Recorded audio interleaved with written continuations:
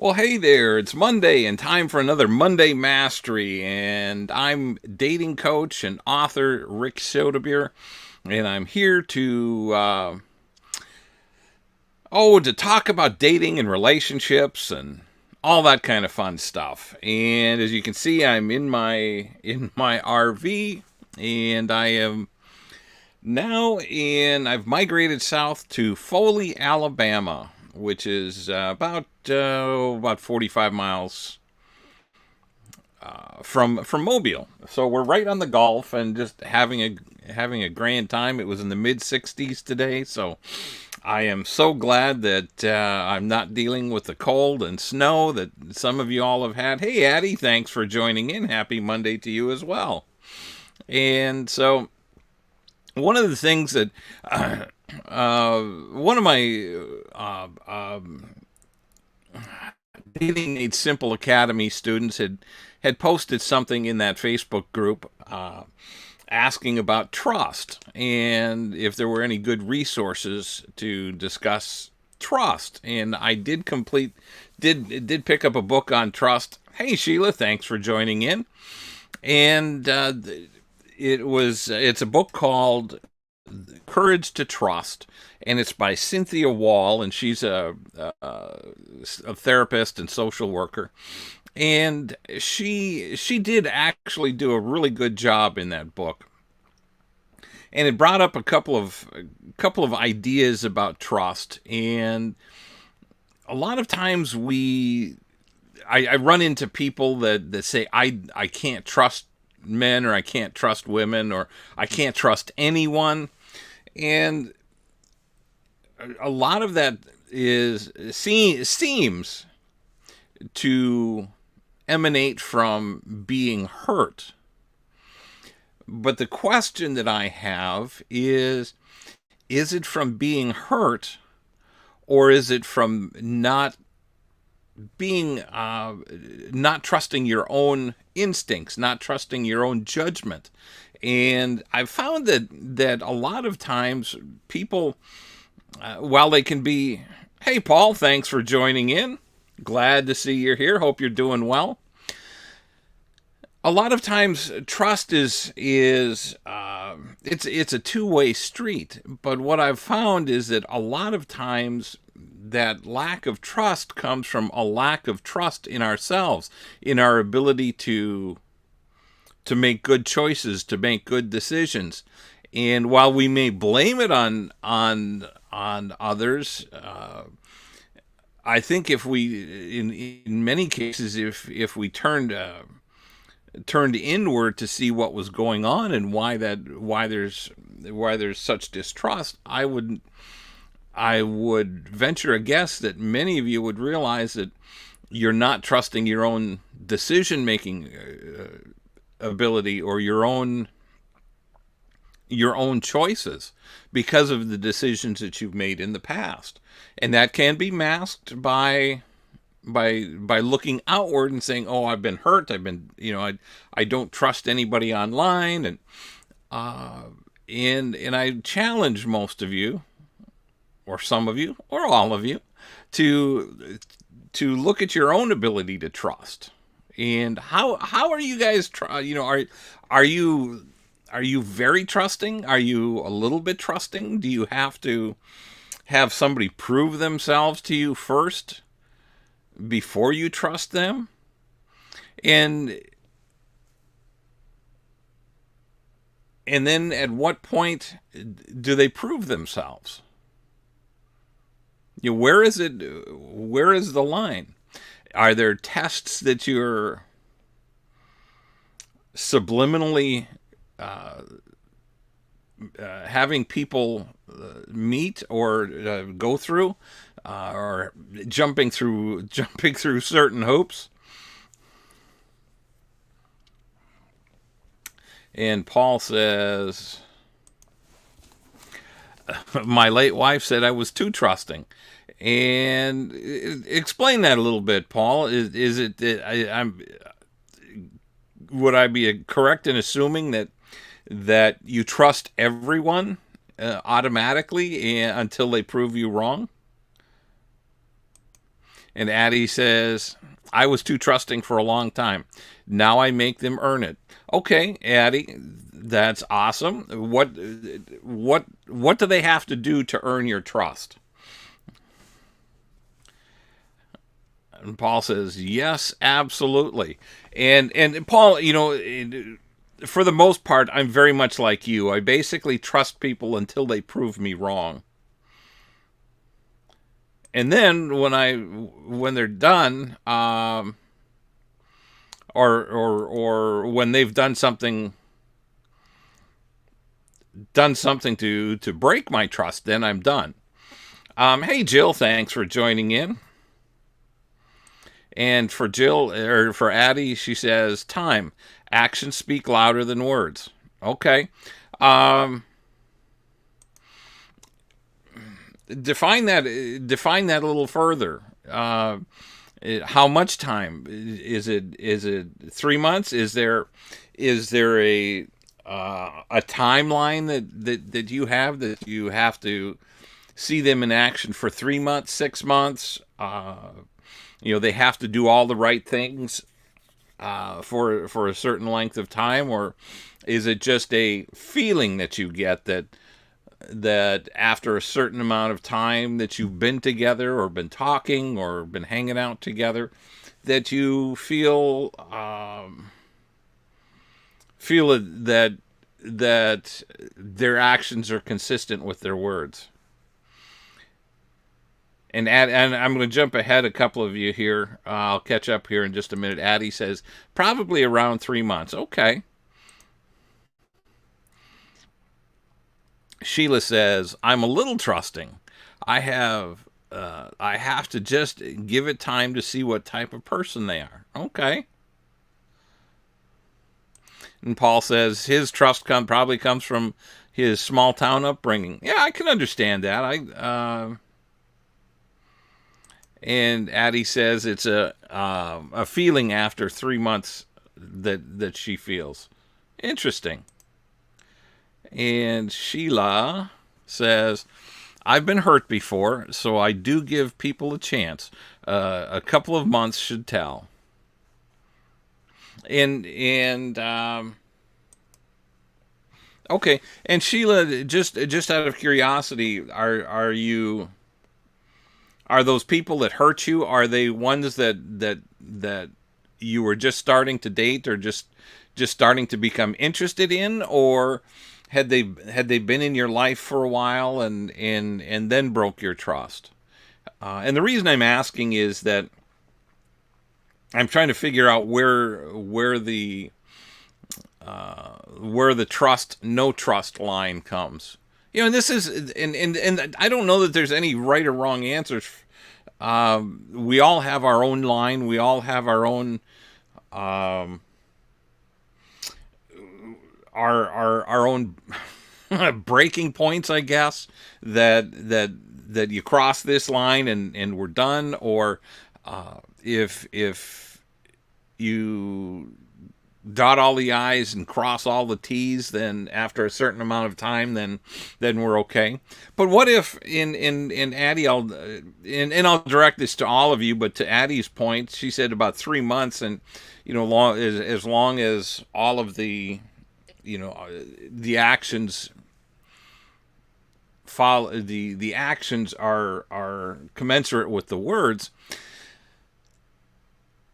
What happens if there's a slip up? What happens if they make a mistake? Does that break the deal? Are they no longer worthy of your trust? In how big a mistake or how small of a mistake can it be before you kick them to the curb, so to speak? And Sheila says, this is for men and women, men that I date and women friends. Oh, awesome! It's an even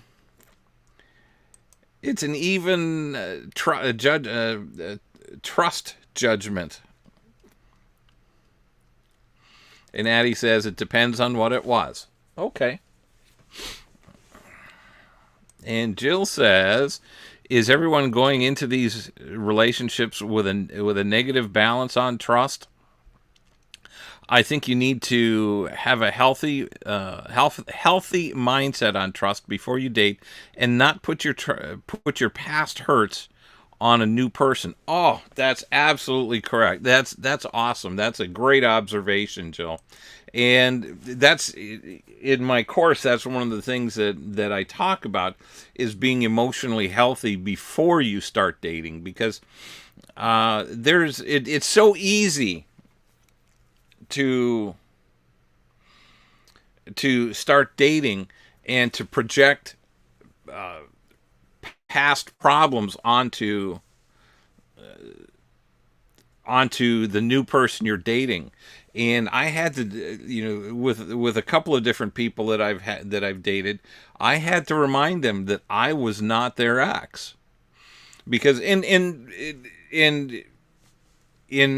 their defense, referring to the women that I dated, they didn't recognize what some of their triggers are. And I know that as I was healing, as I was recovering from my divorce and that leaving that relationship, I discovered there were things that my ex did that triggered me.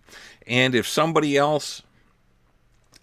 that I was dating said the same thing, or said something similarly, it would be easy for me to become triggered. And I had to learn to recognize what those triggers were. And my father could do the same thing. He could trigger me, and he just knew how to pull my strings. And it wasn't until years and years later that I was able to start to recognize that there were certain subjects, certain things that we couldn't talk about. And when he would bring those topics up, it would irritate him that I wouldn't talk about it. But he'd go stomping off for a little bit, and then he'd come back and he'd be fine. But there are I think we all have triggers, and sometimes, at least for me, now you guys tell me if it's different for you, that you might discover it. Somebody might say something or do something that will trigger an emotion, and if we're not careful, we can lash out at the person we're with and not even understand where that emotion came from, other than that they said or did something that just ticked you off. And Sheila says, "No, mistakes are fine. No one is perfect. It's just if they hurt you without taking your feelings into consideration. I believe in treating others as you treat yourself, with kindness and love." Well,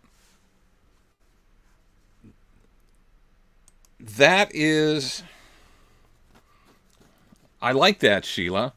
But let me ask you, does everybody treat themselves with kindness and love? And I am, the more I do this, and the longer I do it, I find that not everybody treats themselves kindly. Not everybody treats themselves with love. We're always harder on ourselves than we are on anybody else. And I've found that the words we use have a huge impact on how we see life, on how we wake up in the morning. Even when you wake up in the morning, it's morning again, I have to go to work. Or, it's morning, I get to wake up again, I get to go to work, I get to enjoy my day. Hey, Nancy, thanks for joining in. Glad to see you're here. So there's there's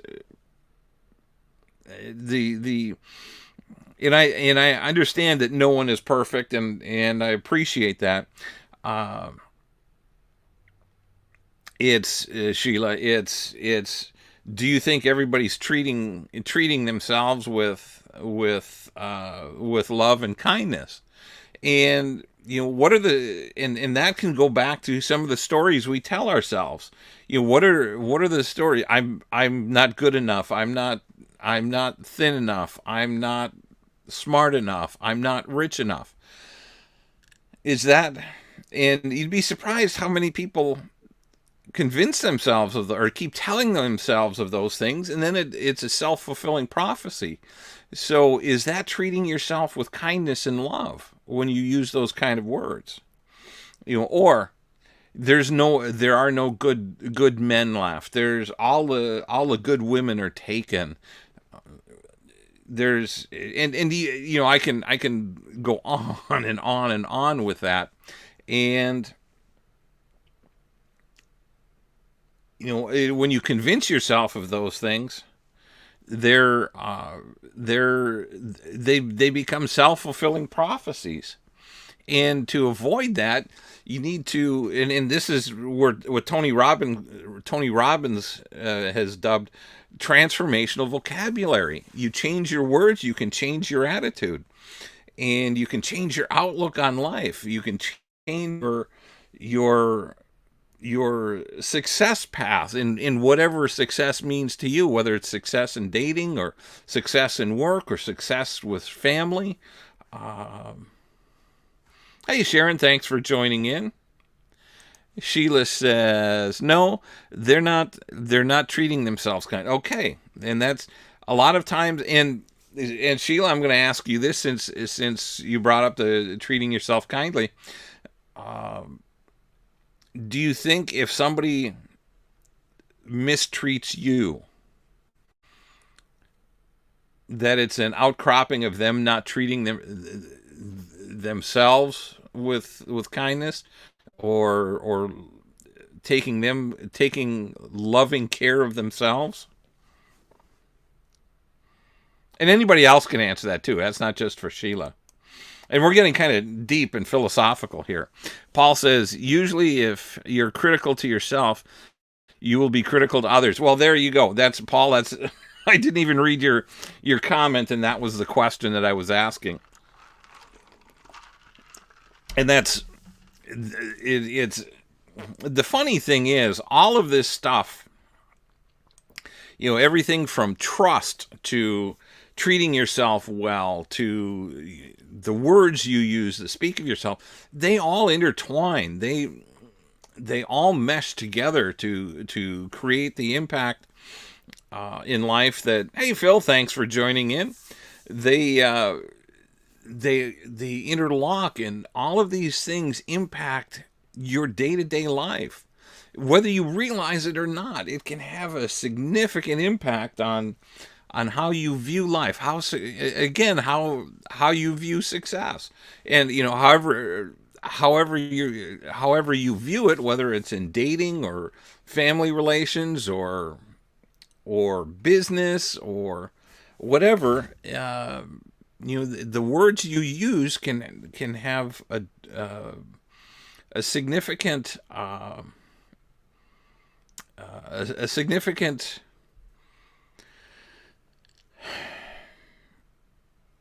what's I'm trying to they can change the direction of your life. Hey, Sophia, thanks for joining us. And Sheila says, yes, I believe so. I never thought of it that way, but unfortunately it's so true. Sorry, Paul or Phil. Phil says, hi, Rick. Communication and trust go hand in hand. It needs to forgive often in a loving, caring relationship. Absolutely, and and when you're in even the most extraordinary relationships, you're going to step on your partner's toes. You're going to say something that you that you will regret. I know I've done that, and in the very recent past, I've said some things to someone that I care about, and it wasn't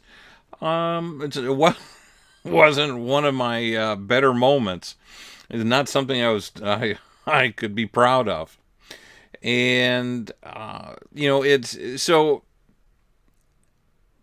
we have to watch and we have to watch the words we use, both with ourselves and with others.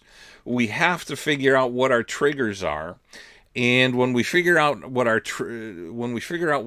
personal triggers are, that can go a long way to helping build trust with someone. When you share what those triggers are with your partner, and they respect those triggers and try to avoid using those triggering events. For me, one of mine is being called stupid, or using the word stupid or idiot, because my dad, I grew up being called stupid and an idiot until I was 52 years old, and I finally stood up to him and I said enough. And those words can be hurtful and they stick. And even from time to time, I still fall back on that voice of my father's voice, and thinking, oh man, that was stupid. And then I have to kick myself out of that thought process. And that's what we all need to do. I dated a woman not too long ago that was dwelling in her past, and she was ruminating on the fact that she, the last 16 years of her life didn't turn out the way she wanted. She'd been divorced for 16 years, and she kept reliving that, and she kept telling herself that her life, her fairy tale life, I guess, was just didn't turn out, and she was living in a negative mindset that was very difficult for her to get past. And Nancy says, to intentionally be hurtful is unacceptable. I agree. And if somebody is saying something to you that's intended to hurt you, that should be your cue to exit. And it doesn't make any difference, what the relationship is. Unfortunately,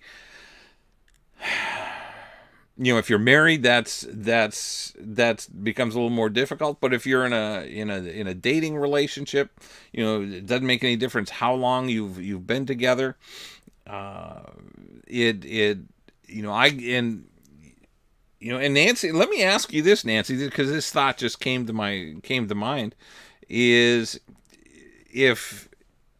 And I understand if it's a regular event or a regular occurrence, that should end the relationship right there. But what happens? What about if it happens just once? I mean, is that? And I realize it's unacceptable. Do you lose trust in that person permanently, or if they apologize sincerely and recognize that what they did was extremely hurtful, do you forgive that person, or do you move on anyway? That can be a difficult question to answer for some people, because they've had such abuse in their lives, and so we have to be, and a lot of people become acclimated to that kind of language. And Nancy says, no, but let them know, don't go there again. Okay, that's fair enough. And I agree. But the other thing I also recognize is that when that happens, a certain level of trust is lost, because at least for me, and maybe I'm alone in this, maybe I'm not, but when something like that happens, somebody says something hurtful to you, it's there's a certain amount of trust that is lost, and maybe even a certain amount of respect that's lost. And that's, I find personally that that's very hard to regain, to reclaim once it's been lost. And because for me, when somebody says something hurtful to me, that is always sticking in the back of my mind. And it takes, and maybe it's just time, maybe time heals all wounds, but it takes me a while to move past that negativity and that intentional hurt. Because when you go in and hurt somebody intentionally, what was the reason? uh, what caused them to do that? What deep down inside was causing them to hurt? And is it something is it something that you did to initiate that, or is it something deeper and darker and long past that's bubbling to the surface that they need to deal with?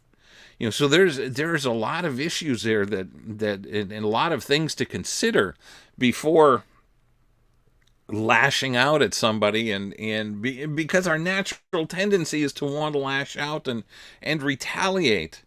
And it's like the Bible says, if he slaps you on one cheek, allow him to slap the other cheek. So it and that is really difficult to do.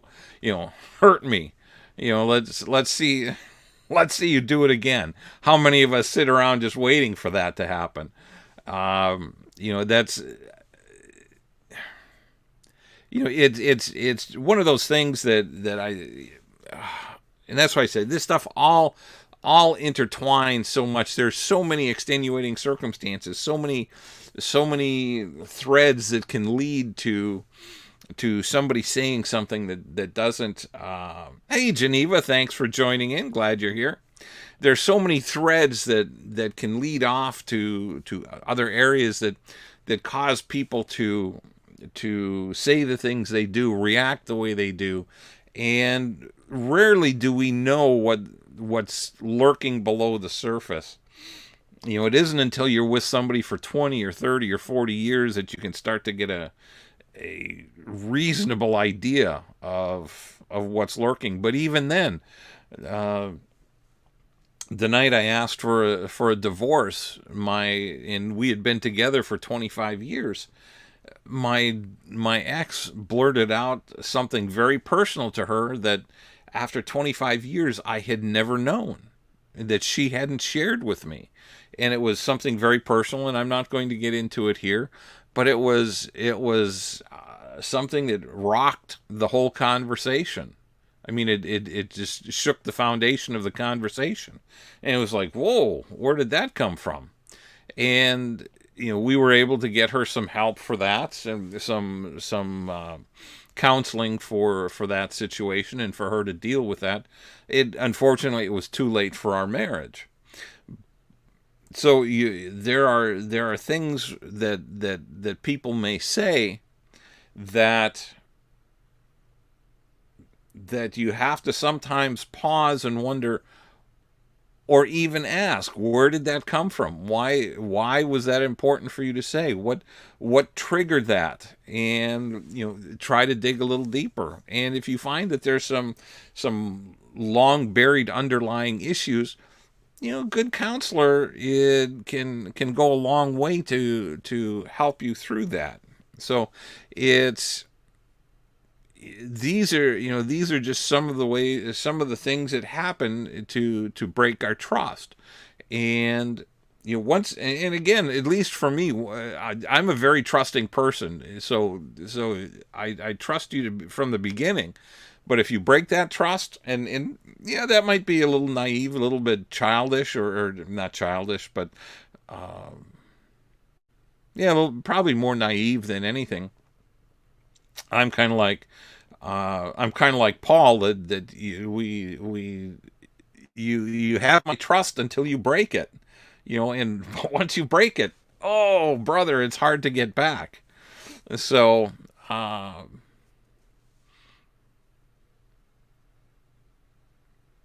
I'm just trying to look at. I'm sorry, I just got distracted by comments here. So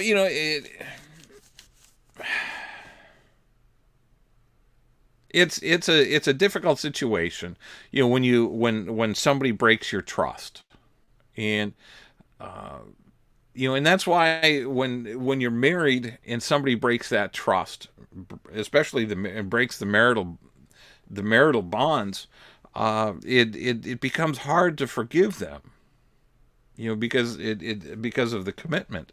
And hang on one second. Nancy says, "I'm trusting until you show me I can't." Yeah, yeah, yep, we're the same. And when that trust is broken, it's very difficult to get back. So, um, one of the things that I'd like to do is I'd like to shorten up the. I'm changing topics here a little bit. I'd like to shorten these evenings up to about half an hour, and it's more for technical reasons, as opposed to anything else. It's what I'm finding is that the long form videos that we've been doing, or the long form conversations. Oh, see, this is.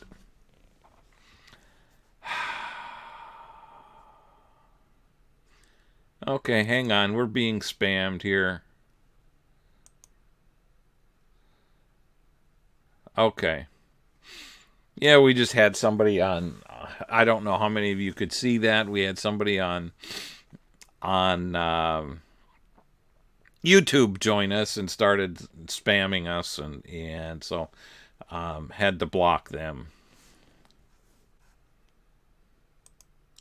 And Geneva says, honestly, I don't trust anyone till I see a pattern of worthiness. Okay. And Geneva, and we talked about this a little bit earlier, Geneva. How long do they have to prove themselves? I mean, is it a month, 3 months, 6 months, a year, or is it just a feeling that you get when when you decide that they're worthy? And then how do you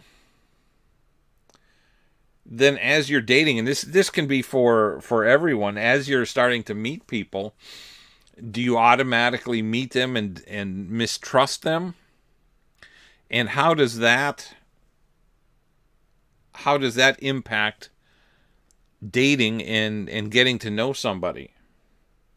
Because if you're mistrusting, if you're not trusting anyone, does that not put a wall up that prevents people from getting to know you?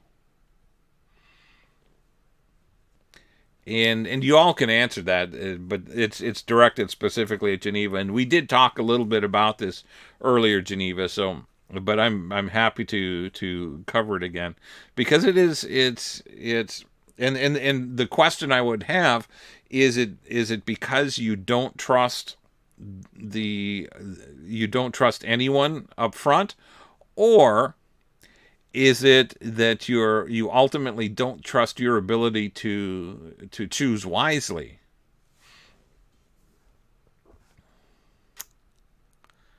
Addie says, "No, I'm fairly open at the beginning, but I do often wonder of their motives." Well, and that's fair enough. I think that Addie, that that would be a reasonable question, or a reasonable question mark for anyone that you meet. What are their motives? And that and that can be one of your dating questions. What are your motives? What is your ultimate goal here? And Nancy says, I want them to trust me. And I think, and that raises a good point. If you want somebody to trust you, don't you have to be trusting in return? And that may be a little bit more rhetorical, but it's still a relevant question that if you want people to trust you, don't you have to have some level of trust in them?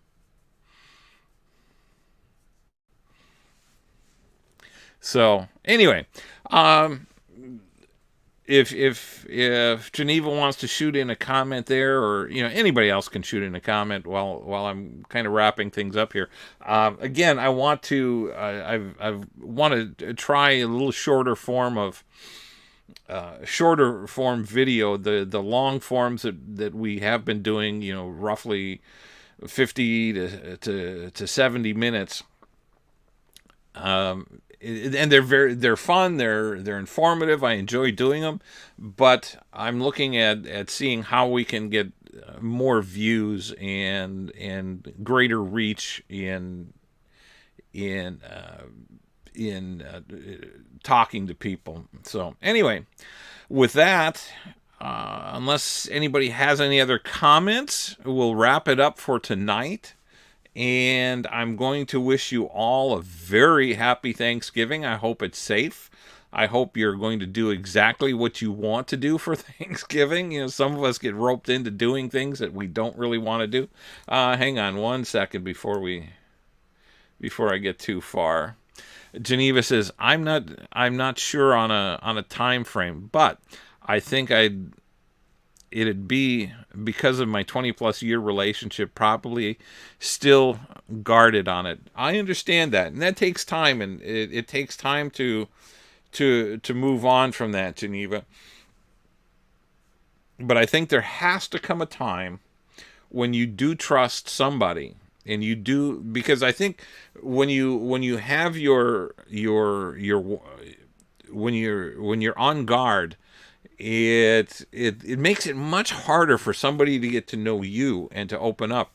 And when it becomes too hard to connect with someone, a lot of people will just say, nah, that's just too much work.